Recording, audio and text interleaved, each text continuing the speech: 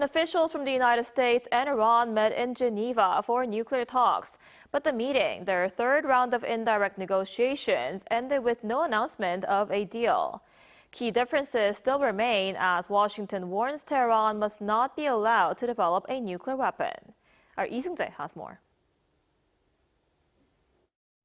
U.S. and Iranian officials say they have made significant progress during high-stakes nuclear talks in Geneva, though it remains unclear whether a final deal can be reached to avert a potential conflict.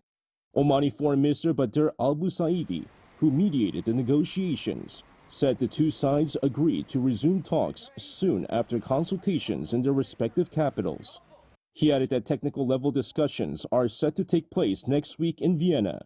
Iranian Foreign Minister Abbas, Araghchi, who led Tehran's delegation, described the discussions as serious and productive.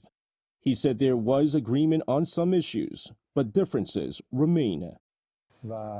On some issues, we have now become very close to an understanding. On certain other issues, we still have differences of opinion.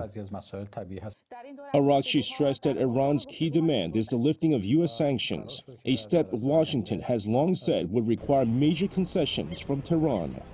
There was no immediate comment from the U.S. negotiating team following the meeting. Meanwhile, tensions persist. Iran has rejected U.S. claims that it has resumed efforts related to nuclear weapons development. However, U.S. Vice President J.D. Vance said there is evidence suggesting Iran has attempted to rebuild its nuclear weapons program. Speaking to reporters at the White House on Thursday, Vance warned that any move by Iran to pursue nuclear weapons would pose a serious problem for the United States. He reiterated that the U.S. position remains clear. Iran must not be allowed to obtain a nuclear weapon.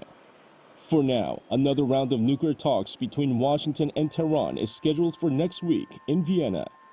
Seung-jae, Arirang News.